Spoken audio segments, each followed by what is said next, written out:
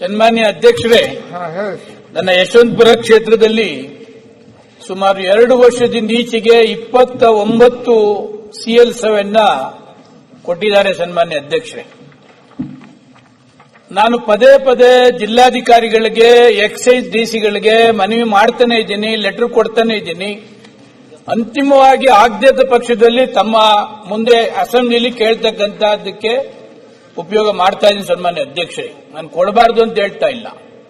ಈಗ ಮೊನ್ನೆ ಲಾಸ್ಟ್ ಒಂದು 10-12 ದಿವಸದಲ್ಲಿ ತಿಪ್ಪೇನಹಳ್ಳಿ ಅಂತ ಒಂದು ward, Doddabidarkal ward, bar and restaurant ಓಪನ್ಗೆ ಸಾರ್ವಜನಿಕರು ತಡೆದಿದ್ದಾರೆ. ಸನ್ಮಾನ್ಯ ಅಧ್ಯಕ್ಷರೇ, ಯುರೋಪರ ರೌಡಿಗಳೆಲ್ಲ ಸೇರಿ 18 ಜನ ಮಹಿಳೆಯರಿಗೆ ಹೊಡೆದು ಪಡೆದು ಪೀಣ್ಯ ಪೊಲೀಸ್ ಸ್ಟೇಷನ್ ನಲ್ಲಿ FIR ಆಗಿದೆ.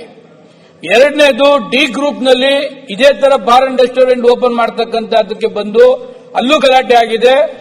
ಬ್ಯಾಡರಳ್ಳಿ ಪೊಲೀಸ್ ಸ್ಟೇಷನ್ಗೆ FIR ಆಗಿದೆ. ಸನ್ಮಾನ್ಯ ಅಧ್ಯಕ್ಷರೇ, ಮೈಲ್ಸಂದ್ರ ಇದರಲ್ಲಿ ಒಂದು ಬಾರ್ ಅಂಡ್ ರೆಸ್ಟೋರೆಂಟ್ ಆಗಿದೆ. ಬೆಂಗಳೂರಿಗೆ ಬಂದು 10-15 ಜನ ರೌಡಿಗಳು ಅಲ್ಲಿ ಹೊಡೆದಾಟ ಆಗಿ ಆ ಸುತ್ತಮುತ್ತಲಿರ್ತಕ್ಕಂಥ ಮೈಲ್ಸಂದ್ರ ವಾರ್ಡ್ನರ್ ಎಲ್ಲ ಅಫಿಷಿಯಲ್ಸ್ ಇದ್ದಾರೆ, ಭಯಭೀತರಾಗಿದ್ದಾರೆ. ಇವರು ಆನ್ಸರ್ ಕೊಟ್ಟಿದ್ದಾರೆ. ಸನ್ಮಾನ್ಯ ಅಧ್ಯಕ್ಷರೇ, CL7ಗೆ ಇಷ್ಟು ರೂಮ್ಸ್ ಇರಬೇಕು, ಯಾರು ಗೆಸ್ಟ್ ಆ ರೂಮ್ಸ್ ಅಲ್ಲಿ ಇರ್ತಾರೆ, ಆಮೇಲೆ ಹೋಟ್ಲಿಗೆ ಯಾರು ಗೆಸ್ಟ್ ಬರ್ತಾರೆ ಅವ್ರಿಗೆ ಮಾತ್ರ ಈ ಡ್ರಿಂಕ್ಸ್ ನ ಸಪ್ಲೈ ಮಾಡಬೇಕು, ರೂಲ್ಸ್ ಇದೆ ಅಂತಾರೆ. ಸನ್ಮಾನ್ಯ ಅಧ್ಯಕ್ಷರೇ, 29 CL7 ಕೊಟ್ಟಿದ್ದಾರೆ. ಸನ್ಮಾನ್ಯ ಅಧ್ಯಕ್ಷರೇ, ಒಂದೇ ಒಂದು 29ರಲ್ಲಿ ಒಂದೇ ಒಂದು ರೂಮ್ ಅಲ್ಲಿ ಕೂಡ ಯಾವೊಂದು ಟೂರಿಸ್ಟ್ ಇಲ್ಲ. ಸನ್ಮಾನ್ಯ ಅಧ್ಯಕ್ಷರೇ, ಯಾವೊಂದು ಗೆಸ್ಟ್ ಕೂಡ ಊಟಕ್ಕೆ ಬರ್ತಾ ಇಲ್ಲ. ಖಾಲಿ ರೂಮ್ ನ ತೋರಿಸ್ತಕ್ಕಂತಹದ್ದು ಇದನ್ನ ಈ ತರ ಮಾಡ್ತಾ ಇದ್ದಾರೆ.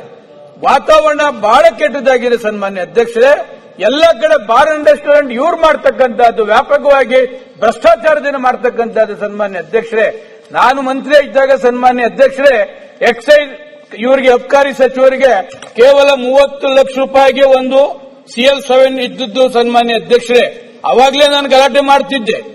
ಇವತ್ತಿನ CL7ಗೆ ಕೇಳಿದ್ರೆ ಸನ್ಮಾನ್ಯ ಅಧ್ಯಕ್ಷರೇ ಭಯಭೀತರಾಗ್ತದೆ.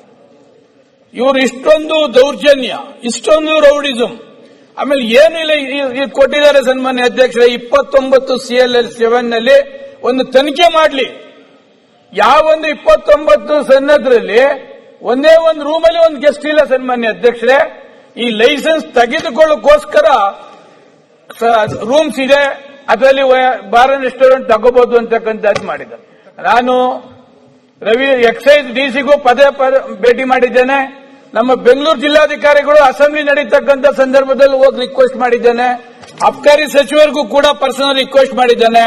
ದಯವಿಟ್ಟು ಯಾಕೆ ನಮ್ಮ ಯಶವಂತಪುರ ಕ್ಷೇತ್ರಕ್ಕೆ ಇಷ್ಟೊಂದು ಬಾರ್ ಅಂಡ್ ರೆಸ್ಟೋರೆಂಟ್ ಕೊಡ್ತಾ ಇದ್ದೀರಿ, ಸದ್ಯಕ್ಕೆ ನಿಲ್ಲಿಸಿ ಅಂತಂದ್ರೆ ನಿಲ್ಸಕ್ಕಾಗುವುದಿಲ್ಲ ಅಂತ ರಿಪ್ಲೈ ಕೊಡ್ತಾರೆ. ಸನ್ಮಾನ್ಯ ಅಧ್ಯಕ್ಷರೇ, ಇವರು ಕಾನೂನು ಪ್ರಕಾರ ಕೊಡುವುದಾದ್ರೆ 29 CL7 ಕೂಡ ಕಾನೂನು ವ್ಯಾಪ್ತಿಯೊಳಗಡೆ ರದ್ದುಪಡಿಸಬೇಕಾಗ್ತದೆ. ಸನ್ಮಾನ್ಯ ಅಧ್ಯಕ್ಷರೇ, 27 ಸನ್ನದಲ್ಲಿ ಇವರು ಹೇಳೋ ಪ್ರಕಾರ ಟೂರಿಸ್ಟ್ನವ್ರು ಬರ್ತಾರೆ, ಹೋಟ್ಲಿಗೆ ಕೊಡ್ತಾರೆ ಅಂತ ಏನಾದ್ರು ಒಂದು ಪ್ರೂವ್ ಆದ್ರೆ ಸನ್ಮಾನ್ಯ ಅಧ್ಯಕ್ಷರೇ, ಇವತ್ತು ಅಸೆಂಬ್ಲಿಲಿ ನಾನು ಕಮಿಟ್ ಆಗ್ತಾ ಇದ್ದೀನಿ.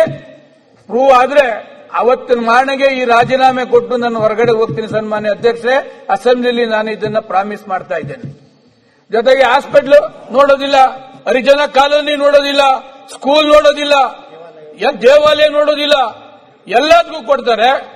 ಒಂದು ಗಂಗಾ ಇದರಲ್ಲಿ ನನ್ನ ಕಾನ್ಸ್ಟಿಟ್ಯೂನ್ಸಿ ಏರೋಳ್ಳಿ ಸನ್ಮಾನ್ಯ ಅಧ್ಯಕ್ಷರೇ, ನಾನೇ ಸ್ಟ್ರೈಕ್ ಕುಂತಿದೆ. ಸನ್ಮಾನ್ಯ ಅಧ್ಯಕ್ಷರೇ, ಆ ಎಂಟೈರ್ ಬಡಾವಣೆಯರು ಒಂದು ಬಾರ್ ಮಾಡ್ತಾರೆ, ಅದ್ರ ಪಕ್ಕದಲ್ಲಿ ಚಿಕನ್ ಮಟನ್ ಈ ಕಡೆ ಇದೆಲ್ಲ ಮಾಡ್ತಾರೆ. ಸನ್ಮಾನ್ಯ ಅಧ್ಯಕ್ಷರೇ, ಎಲ್ಲ ಪೊಲೀಸ್ನವರು ಇನ್ವಾಲ್ವ್ ಆಗಾರೆ, ಎಕ್ಸೈಸ್ನವರು ಇನ್ವಾಲ್ವ್ ಆಗಾರೆ.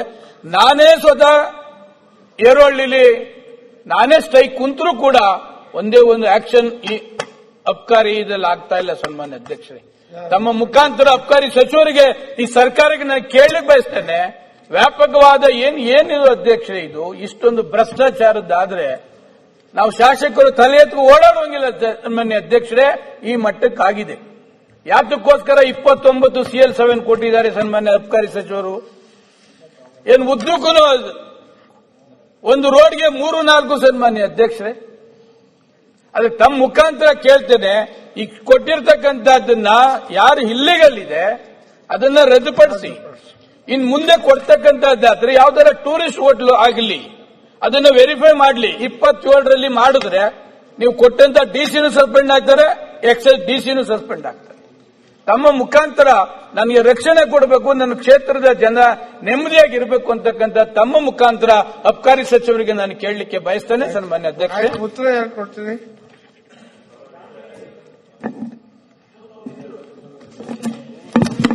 ದೇವರ ಮಂತ್ರಿಗೆ ಉತ್ತರ. ಟೂರಿಸಂ ಡೆವಲಪ್ಮೆಂಟ್ ಮಾಡೋದಕ್ಕೆ 20 ರೂಮ್ಸ್ ಇದ್ರೆ ಈಗ ಇನ್ನೂ ಕಡಿಮೆ ಮಾಡಿದ್ದಾರೆ ಅನ್ಸುತ್ತೆ. 20 ರೂಮ್ಸ್ ಇದ್ರೆ ಅದಕ್ಕೆ CL7 ಅಲ್ಲಿ ಲೈಸೆನ್ಸ್ ಕೊಡೋದು ಸಂಪ್ರದಾಯ ಬಹಳ ವರ್ಷದಿಂದ ಬಂದಿದೆ. ಅದೇ ಪ್ರಕಾರ ರೂಮ್ಸ್ ಕಟ್ಟಿರ್ತಕ್ಕಂಥವ್ರಿಗೆ ಲೈಸೆನ್ಸ್ ಕೊಟ್ಟಿದ್ದಾರೆ. ಅದರಲ್ಲಿ ಕೆಲವು ರಿಸ್ಟ್ರಿಕ್ಷನ್ಸ್ ಇರುತ್ತೆ. ಧಾರ್ಮಿಕ ಸಂಸ್ಥೆಗಳು, ಶೈಕ್ಷಣಿಕ ಸಂಸ್ಥೆಗಳು ಮತ್ತೆ ಆಸ್ಪತ್ರೆಗಳು, ಅದೇ ರೀತಿ 30 ಬೆಡ್ ಇರತಕ್ಕಂಥದ್ದು, ಪರಿಶಿಷ್ಟ ಜಾತಿ ಮತ್ತು ಪರಿಶಿಷ್ಟ ಪಂಗಡ ಕಾಲೋನಿಗಳು, ಇದಕ್ಕಿಂತಲೂ 300 ಮೀಟರ್ 100 ಮೀಟರ್ ದೂರದಲ್ಲಿ ಈ CL7 ಲೈಸೆನ್ಸ್ ಕೊಡಬಹುದು ಅಂತ ಇದೆ ಸಭಾಧ್ಯಕ್ಷರೇ. ಈ ಲಿಮಿಟ್ ಅಲ್ಲಿ 100 ಮೀಟರ್ ಒಳಗಡೆ ಈ ಸಂಸ್ಥೆಗಳು ಬರ್ತಲ್ಲ, ಇದರ ಮಧ್ಯದಲ್ಲಿ ಯಾವ್ದಾದ್ರು ಬಂದಿದ್ರೆ ರದ್ದು ಮಾಡಕ್ಕೆ ಅವಕಾಶ ಇದೆ.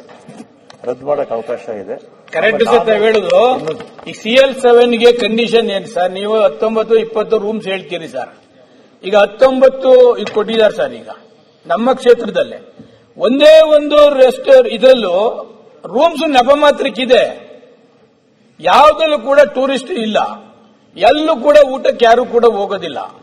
ಸುಮ್ಮನೆ ಇವರು ದುಡ್ಡು ಕೊಡ್ತಾರೆ, CL7 ಕೊಡ್ತಾರೆ. ಆಮೇಲೆ ಒಬ್ಬೊಬ್ಬ ಡೀಲರ್ 10-12 ಮಾಡ್ಕೊಂಡಿದ್ದಾನೆ. ನೀವು ಇದ್ರ ಪ್ರಕಾರ ಟೂರಿಸ್ಟ್ ಎನ್ಕರೇಜ್ ಮಾಡ್ತಕ್ಕಂಥದಕ್ಕೆ ನಂದೇನು ತಕರಾರಿಲ್ಲ, ಲೀಗಲ್ ಆಗಿ ಕೊಡಿ. ಈಗ 19-29 ಕೊಟ್ಟಿದ್ದಾರಲ್ಲ ಸನ್ಮಾನ್ಯ ಅಧ್ಯಕ್ಷರೇ, ಒಂದೇ ಒಂದರಲ್ಲೂ ಕೂಡ ಟೂರಿಸ್ಟ್ ಇಲ್ಲ. ಯಾರಾದ್ರೂ ವೆರಿಫೈ ಮಾಡಿ ಕಳಿಸಿ. ಒಂದೇ ಒಂದಿಲ್ಲ 29 CL7 ನಲ್ಲಿ ಒಂದೇ ಒಂದು ಟೂರಿಸ್ಟ್ಗೋಸ್ಕರ ರೂಮ್ಸ್ ಮಾಡಿದ್ದಾರೆ. ಆ ರೂಮ್ಸ್ ಅಲ್ಲಿ ಇರ್ತಾರೆ, ಟೂರಿಸ್ಟ್ ಬಂದಲ್ಲಿ ಊಟ ಮಾಡ್ತಾರೆ ಅಂತ ಆದ್ರೆ ನಾನ್ ಬೇಕಾದ್ರೆ ಶಾಸಕ ಸ್ಥಾನಕ್ಕೆ ರಾಜೀನಾಮೆ ಕೊಡ್ತೀನಿ.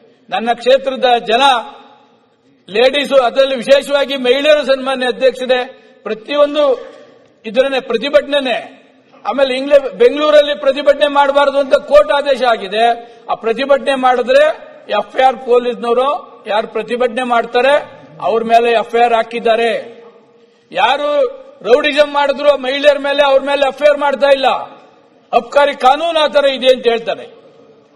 ತಮ್ಮ ಮುಖಾಂತರ ರಕ್ಷಣೆ ಕೇಳ್ತಾ ಇದ್ದೀನಿ ಸನ್ಮಾನ್ಯ ಅಧ್ಯಕ್ಷರೇ.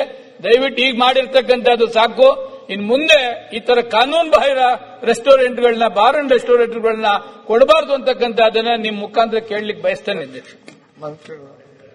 ಈ ಲೈಸೆನ್ಸ್ಗೋಸ್ಕರನೇ ರೂಮ್ಗಳು ಕಟ್ಟಿ ತಗೊಳ್ತಾರೆ, ಎಲ್ಲರಿಗೂ ಗೊತ್ತಿರ್ತಕ್ಕಂಥದ್ದೇ. ಆದ್ರೆ ಇದು ಜಾಸ್ತಿ ಆಗಿದೆ 29. ನಾನು ಸಚಿವರ ಪರವಾಗಿ ಇನ್ನು ಮುಂದೆ ನಿಮ್ಮ ಕ್ಷೇತ್ರದಲ್ಲಿ ಯಾವುದು ಮಾಡೋದಾರದು ಅಂತ ನಾನು ಸಚಿವರು ಹೇಳ್ತೀನಿ. ಕೇಳಿ ಸ್ವಾಮಿ, ಇಡೀ ರಾಜ್ಯಕ್ಕೆ ಕೇಳಿ.